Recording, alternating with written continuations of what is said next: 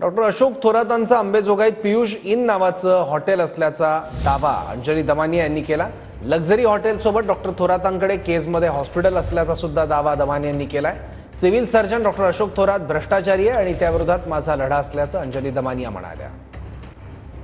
यांच्याकडे अफाट पैसा यायला लागला होता आणि त्यांनी अनेक गोष्टी, जसं मी ते म्हटलं, पीयूष इन नावाचं एक मोठ्याच्या मोठं टोलेजंगी हॉटेल बांधलंय। त्यांचं हॉस्पिटल देखील आहे केजमध्ये। हे हॉटेल जे आहे ते अंबेजोगाईमध्ये आहे। तर अशा अनेक गोष्टी ज्या केल्या गेल्या आहेत डॉक्टर अशोक थोरात यांच्याकडनं, म्हणून माझं काही त्या व्यक्तीविरुद्ध नाही आहे। माझे एका सिव्हिल सर्जन जो अशा गोष्टी करतोय, जो भ्रष्टाचार करतोय, त्याच्याविरुद्धचा माझा लढा आहे।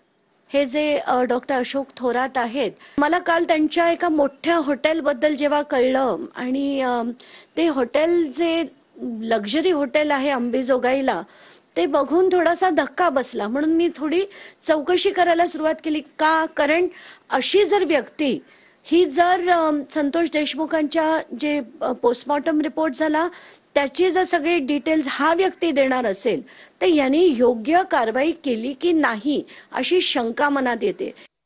8 कोटी, 2 कोटी, 1 कोटी असे अनेक त्यांच्यावर आरोप आहेत।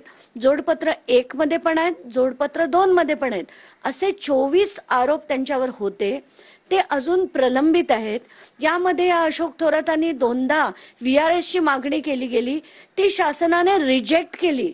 कारण अशा व्यक्तीविरुद्ध एवढ्या मोठ्या प्रमाणावर जेव्हा आरोप होते, पेंडिंग आरोप आहेत, त्यांना VRS सुद्धा दिली गेली नाही। आणि असा व्यक्ती आज जर बीडमध्ये असेल तर तो कराडांना आरामात ठेवणारच ना।